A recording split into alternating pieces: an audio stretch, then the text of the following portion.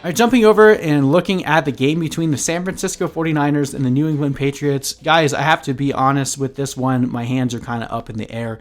I could see this one going 18,000 different ways, and it's very hard to put my thumb down on which one I feel the most conviction about. So take everything I say here with a grain of salt. My view on this is obviously the 49ers came through and had a really good showing on Sunday night, but they're definitely still a bit devastated by injuries on the defensive side. They're getting stronger, and I think as the season goes on, they will still be in contention, whereas we've seen the Patriots come out now. They had a terrible showing against the Chiefs without Cam Newton, and then Cam Newton coming back late in the week off of the COVID list, obviously hadn't been in the facility for multiple weeks, came out and looked really sloppy. I think, we can bank on the fact that Cam Newton is going to be a bit tighter this week. We know historically that Bill Belichick does not have two poor performances back to back. Typically, obviously, they did lose 2 games in a row. I just don't see the Patriots losing 3 games in a row.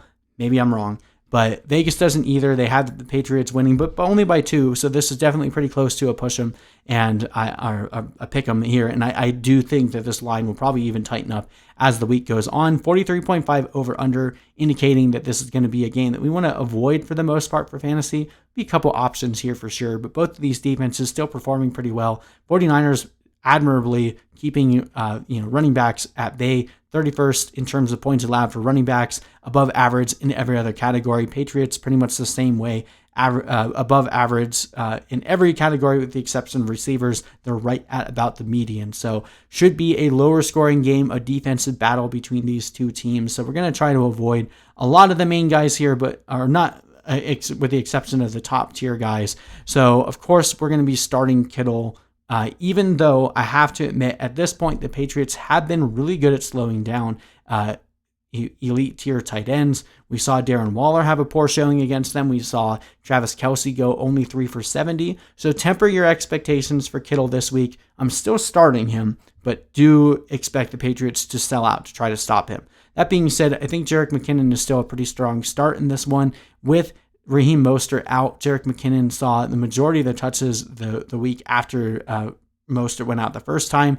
I don't really know if Jeff Wilson is going to be active for this game. I don't think he will be. I'm not sure what role we'll see JaMycal Hasty play, but I do like McKinnon a lot. He's able to work in both the run and the passing game there, and I think he's going to be a decent start, at least at RB2.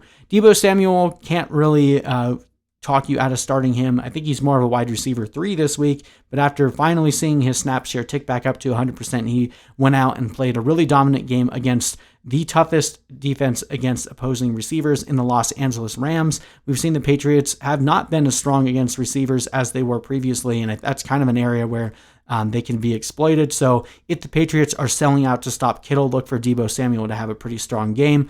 I think the 49ers defense, actually both the defenses in this one, as we're expecting a defensive battle, I think you can start both of them pretty confidently. Jimmy Garoppolo, I'd be hesitant to start, even though the Patriots lost the last 2 games. Both Mahomes and Drew Lock had less than great fantasy performances here, so I'm going to try to avoid starting quarterbacks against the Patriots, at least at this point. As I mentioned, JaMycal Hasty, I'm really just unsure what his role is going to be. He pretty much took over in the fourth quarter last week, but with McKinnon coming in as the main guy, Mostert out, Wilson likely out, I don't know whether Hasty will see the ball a lot in the first part of the game, but I do think this will be the McKinnon show, at least until we see otherwise. So try to avoid throwing Hasty out there unless you're desperate.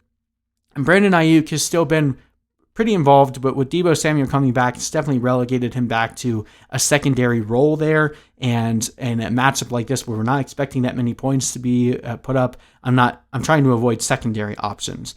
Cam Newton, I think, will be better this week. He always gives you the threat of getting a couple rushing touchdowns, and that alone will put him into the contention for top 10, if not top 5 on the week. Not expecting anything barn-burning here, but I do think Cam Newton is a solid start. James White is the only other guy on offense here that I feel comfortable starting. He's the only guy that's seeing consistent targets and touches throughout the game. Damien Harris, running against a tough running defense for the 49ers, was only on the field for like 30% of snaps last week. Rex Burkhead, not really much more. Both these guys looked pretty pedestrian last week against the Broncos, and the 49ers rush defense is better than the Broncos. Julian Edelman is basically dust at this point. Damire Byrd seeing a lot of targets, but not doing a lot with them. If there was one other option here that I would be semi-comfortable starting, it would probably be Damire Byrd, but that's only in the most extreme of circumstances where you just need an absolute pivot play at your flex. Not starting N'Keal Harry at this point. He looks like he's a bust at this point. And then Ryan Izzo, seeing some more of the target share there, but we're not trusting any Patriots tight ends until they do something at least a couple weeks in a row. But with that being said, as I mentioned to lead into the video, I do think the Patriots win this one. I think it'll be close. I have them winning 24-21. And I could see this one going any other way for sure. But I think this would be a low-scoring game where the Patriots just eke it out in the end.